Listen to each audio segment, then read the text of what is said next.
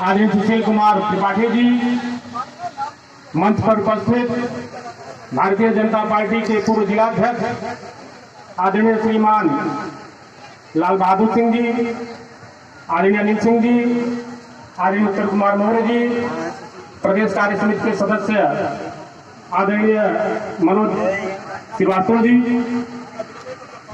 जिला सहकारी बैंक मिर्जापुर और सोनभद्र के अध्यक्ष आदरणीय राजेंद्र प्रसाद पटेल जी,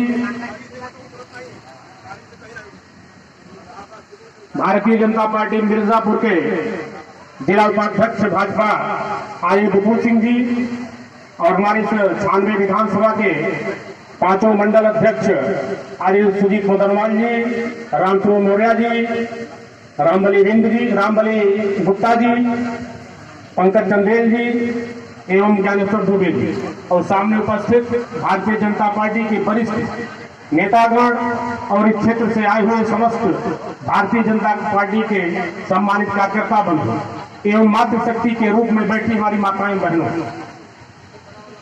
आप जानते हैं कि हाल में मोदी कैबिनेट में लगभग 27 लोगों को माननीय मोदी जी ने मंत्री बनाया और सभी मंत्रियों को यह सुझाव दिया गया कि आप अपने अपने क्षेत्र में जाकर के क्षेत्र की सम्मानित जनता का आशीर्वाद लीजिए। उसी क्रम में हमारी मिर्जापुर की लोकप्रिय जनप्रिय सांसद माननीय अनुप्रिया पटेल जी प्रयागराज होते हुए मिर्जापुर उनका आगमन हो रहा है और हम सब उनके इस आगमन में स्वागत में यहाँ उपस्थित होकर उनका अभिनंदन करेंगे। अभी जानकारी मिली है कि हमारे मंत्री जी मांडा से निकल चुकी हैं। भाइयों बहनों, 2014 के पहले जब हम भारतीय जनता पार्टी के कार्यकर्ता क्षेत्र में निकलते थे तो क्षेत्र की एक आवाज आती थी कि यदि आप अपनी सरकार बनाना चाहते हैं देश के अंदर तो माननीय मोदी जी को ही प्रधानमंत्री का कैंडिडेट घोषित करना पड़ेगा। नीचे की आवाज दिल्ली तक पहुंची और भारतीय जनता पार्टी का शीर्ष नेतृत्व ने सितंबर 2013 को यह तय किया कि भारतीय जनता पार्टी की तरफ से देश के प्रधानमंत्री के कैंडिडेट माननीय नरेंद्र भाई मोदी जी होंगे और आप सबके सहयोग और आशीर्वाद से 2014 में माननीय मोदी जी और भारतीय जनता पार्टी की सरकार बनी। सरकार बनने के बाद माननीय मोदी जी ने देश के अंदर सैकड़ों योजनाओं और अभियान लेकर के आए। उसी अभियान और योजना के अंतर्गत बेटी बचाओ बेटी पढ़ाओ, हमारे देश के अंदर जब किसी परिवार में बेटियों का जन्म होता था तो लोग थोड़ा अपने आप को कमजोर महसूस होने लगते थे। उसी को देखते हुए माननीय मोदी जी ने बेटी बचाओ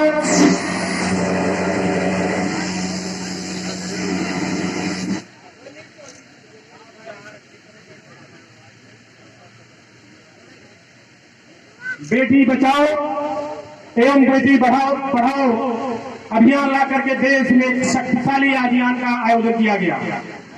उसी क्रम में मोदी जी द्वारा एक योजना लाया गया, सुकन्या समृद्धि योजना। इस योजना के अंतर्गत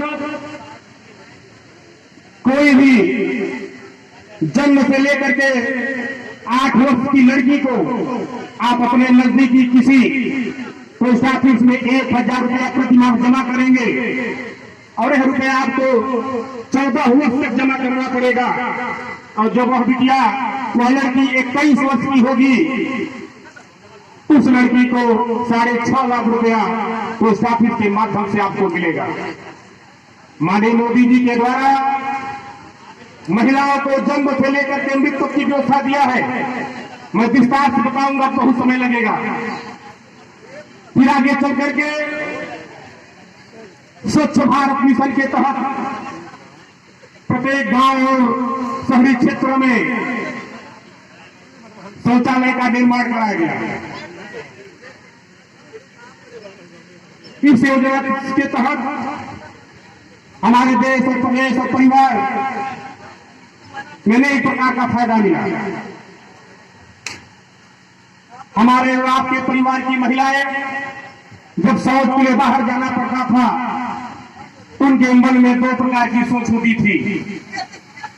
पहला कि सूर्योदय न हो उसके पहले सुबह घर से बाहर जाकर शौच करें, और शाम में इंतजार होता था कि सूर्यास्त हो जाए तो हम बाहर जाकर के शौच करें। रात्रि के समय शौच करने में भी दिया था। अगर कोई गांव जंगल या पहाड़ों के बीच में बसा हुआ है, वहां जंगली जानवरों का भी डर, और गांव में अगर अनैतिक कार्य करने वाले व्यक्ति भी अगर निवास करते हैं तो उनके साथ छेड़खानी और बलात्कार की भी घटना होती थी। तो स्वच्छ भारत अभियान के तहत जो शौचालय का निर्माण किया गया देश के अंदर, प्रदेश के अंदर, उससे हम आपको बहुत ज्यादा लाभ मिला। साथ ही साथ माननीय मोदी जी का लक्ष्य है कि हमें 2024 के अंदर सभी गरीब परिवार के ऊपर छत मिलेगा। जो हमारे देश में निवास करे गरीब परिवार है, जो झोपड़ी और कच्चे मकान में रह रहे हैं, उनको हम 2024 तक पक्का मकान बना करके देंगे। इसी प्रकार हमारा देश विश्व स्तर पर एक अहम काम कार्य करते हुए प्रतिष्ठापित हुआ है। मैं आप सबको बताना चाहता हूं कि मोदी जी की सरकार चलते हुए 2017 में विधानसभा का चुनाव आया, और 2017 में विधानसभा के चुनाव में आप सबका अपार समर्थन और आशीर्वाद मिला, जिससे प्रदेश के अंदर माननीय योगी जी की सरकार बनी। और मैं एक बात बताना चाहूंगा आप सबको कि 2014 के विधानसभा के चुनाव के पहले भारतीय जनता पार्टी के प्रदेश अध्यक्ष हुआ करते थे वर्तमान के डिप्टी सीएम माननीय केशव प्रसाद मौर्य जी। यह तीसरा उनका कार्यक्रम लगा हुआ था चुनाव के पहले।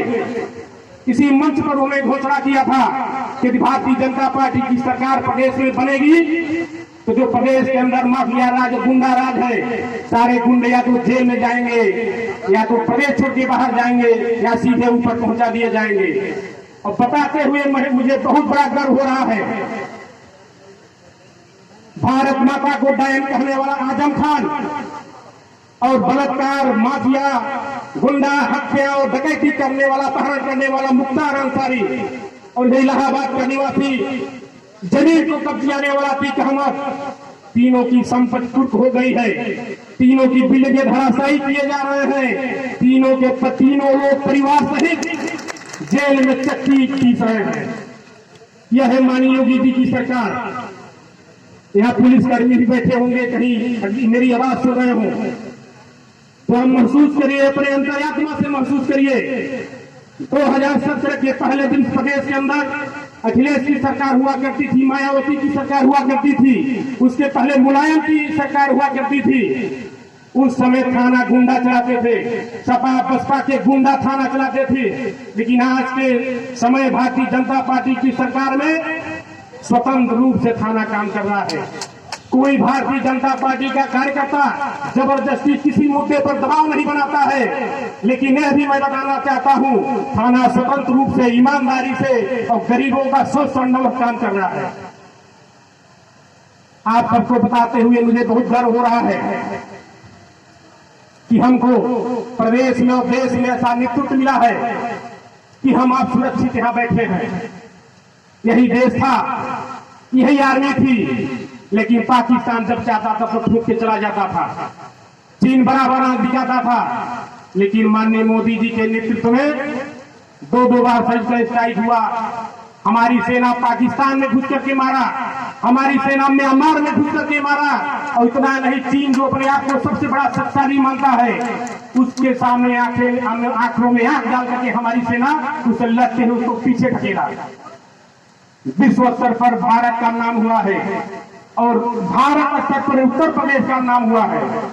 तो यहाँ बैठे समस्त इस हमारे क्षेत्र के सम्मानित कार्यकर्ता बंधु और सम्मानित जनता बंधु माताओं बहनों से मेरा हाथ जोड़ करके निवेदन है कि आप सब यदि सुरक्षा चाहते हैं, विकास चाहते हैं, अपने आप को सकुशल रखना चाहते हैं, तो भारतीय जनता पार्टी की सरकार बराबर बने, लगातार बने, हर समय बने, यह प्रतिज्ञा, यह संकल्प लेकर के आप जाइए। रही बात मिर्जापुर की, तो मिर्जापुर में भी बुनियादी विकास हुआ है। मिर्जापुर का जो ढांचा है बहुत मजबूत हुआ है। चाहे मिर्जापुर के अंदर मेडिकल कॉलेज की स्थापना हो, इंजीनियरिंग कॉलेज की स्थापना हो, बेलवन में नदी पर पुल हो, कोटा घाट के नदी पर पुल हो, हनुमाना से टिंगरा मोड़ तक मानक के रूप में 4 लेन सड़क का निर्माण हो रहा है। मिर्जापुर मुख्यालय से किसी भी दिशा में आप जाएंगे, अमराई जाइए, गोपीगंज, मढ़िया, राजगढ़, लालगंज, कहीं भी जाइए, प्रयागराज, सारी सड़कें आपको चमचमाती हुई मिलेंगी। यही जब सपा की सरकार थी तो सड़क में गड्ढा है कि गड्ढे में सड़क है ये नहीं पता चलता था। बिजली हमको सपा सरकार, बसपा सरकार में 6 घंटे मिलती थी, वो भी डिम बिजली मिलती थी। लेकिन आज के समय में हमको ग्रामीण क्षेत्र में 16 से 18 घंटे बिजली मिल रही है और जिले मुख्यालय में 24 घंटा बिजली प्राप्त हो रही है।